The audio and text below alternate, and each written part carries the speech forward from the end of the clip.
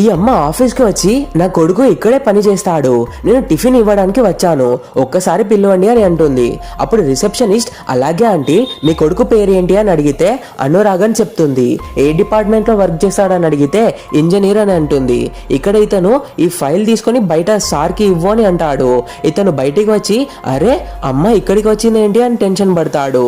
ఈ receptionist aunty ఈ డిపార్ట్మెంట్లో అనురాగ్ పేరుతో ఎవ్వరు లేరు అని అంటే లేదమ్మా ఉన్నాడు నా కొడుకు, చాలా పెద్ద ఇంజనీర్ నాకు చెప్పాడు అని అంటుంది. అప్పుడు ఇతను ఉరుక్కుంటూ వెళ్ళి తన బాస్ చైర్లో కూర్చుంటాడు.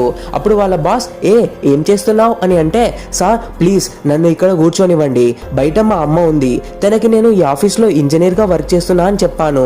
నేను ఇంజనీర్ కాదు ప్యూన్ అని తెలిస్తే గుండె పగులుతుంది సార్, నేను బీటెక్ చేశాను కానీ ఎక్స్పీరియన్స్ లేదు, సో అప్పటి వరకు ప్యూన్గా చేస్తున్నా అని రిక్వెస్ట్ చేస్తాడు. దాంతో ఇతను రిసెప్షనిస్ట్కి కాల్ చేసి వాళ్ళ అమ్మకి లోపలికి పంపించమని చెప్తాడు.